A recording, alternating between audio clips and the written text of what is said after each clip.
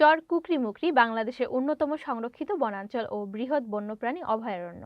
ভোলা জেলার চরফ্যাশন উপজেলার আওতাভুক্ত এই দ্বীপটি শহর থেকে প্রায় ১২০ কিলোমিটার দূরে। বঙ্গোপসাগরের উপকণ্ঠে মেঘনা ও তেঁতুলিয়া নদীর মোহনায় কয়েকশো বছর আগে জেগে ওঠা দ্বীপ এটি। ঐতিহাসিকভাবে সঠিক কোনো তথ্য পাওয়া না গেলেও ধারণা করা হয় ১৯১২ সালে এ চর জেগে ওঠে। তৎকালীন জার্মান যুবরাজ প্রিন্স ব্রাউন জনমানবহীন এই চরে জাহাজ নিয়ে আসেন শিকারের উদ্দেশ্যে। দেখতে পান একটি বিড়াল ও কুকুর ছোটাছুটি করছে। সেই দৃশ্যাবলী তাকে মনে করিয়ে দেয় নির্জন এই চরের নামকরণ। পরে জার্মানের অনুদিত রূপ হিসেবে বাংলায় যার নামকরণ হয়ে যায় চর কুকরিমুকরি। পর্তুগিজ ও ওলন্দাজরা দস্যুবৃত্তি লুটতরাজ করে এই চরে আশ্রয় নিত।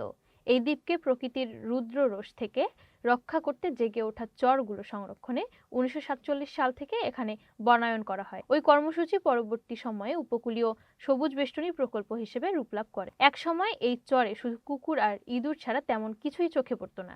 চর কুকরিমুকরির বনে যেসব প্রাণী দেখা যায় তার মধ্যে রয়েছে চিত্রা হরিণ, বানর, উদবিড়াল, শিয়াল প্রভৃতি। আর পাখি ও সরীসৃপ হিসেবে এই বনে রয়েছে বিভিন্ন প্রজাতির বক, বনমোরগ, শঙ্খচিল, মথুরা, কাঠময়ূর, কোয়েল, গুইসাপ, বেজি, কচ্ছপ ও নানা ধরনের সাপ। শীতকালে দেখা মিলে হাজার হাজার অতিথি পাখি। ১৯৭২ ও ১৯৭৩ সালে চর কুকরিমুকরি এলাকায় প্রশাসনিক উদ্যোগে বনায়নের কাজ শুরু হয়।